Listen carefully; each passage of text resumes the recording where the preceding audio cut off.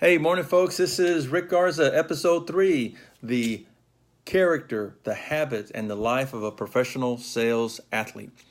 And I want to emphasize professional sales athlete because, again, when you think of an athlete, you think of someone who's dedicated themselves to work on becoming the best they can be and ultimately wanting to be the best because of the fame, the recognition, and the opportunities that is given to them when they achieve it. Well, the same things happen in sales if you're a professional sales athlete. And it doesn't have to be a sales athlete who carries a quota. It includes that, but also includes other people who run their own businesses because their business is based upon what they sell. And there's a book written by the name of The E-Myth, and it talks about how an entrepreneur should run their business. But a real interesting fact that has stood out with me as I talk to the clients and I work with my team is the fact that for every 100 people who don't want to work for the man and they want to run their own business, for every 100 that do that, within 12 months, 40 of them are no longer in business.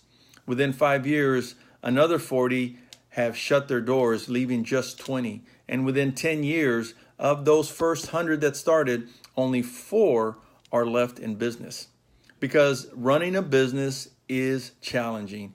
And if you don't take the time to learn the process, you might be one of those statistics. Same with sales quotas. If you don't take the time to learn the process, you may think you're doing the right thing, but if you're not planning where you're going to go, if you're not engaging with the people that you should be engaging with and being diligent with them, if you're not qualifying and making sure these are the right people that can make decisions and their services that you can offer that's going to help them in their business, then you won't be able to close the business. I'll give you 3 examples of what I'm talking about. One of them we can all relate to. First one is making a cake. Making a cake is a process, and if you don't believe me, try to make it without ever having done one and trying to not crack the eggs when you're supposed to, not use the right amount of sugar or the right flour or the right other ingredients that would then make the cake tasty, as long as you put it in the oven and cook it at the right temperature for the right time.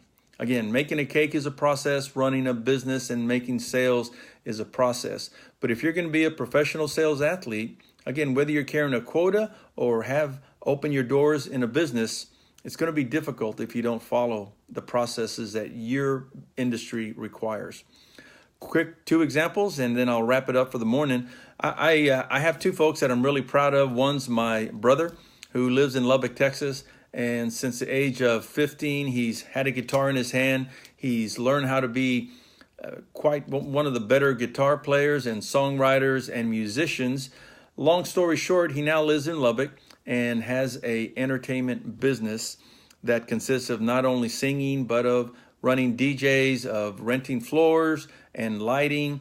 But more importantly, he knows how to plan where he wants to go. He knows how to engage the clients that he knows would enjoy and benefit from his services. He can qualify what they're looking for and can then justify and go for the close. And he's done it enough years and understood the process that he's done quite well. Another one is my sister, Lindy, who has a business called Oh So Fabulash there in Boca Raton, Florida. And it wasn't too long ago that she started this business, but she was extremely passionate, but she followed a process, and that process meant you start from the beginning.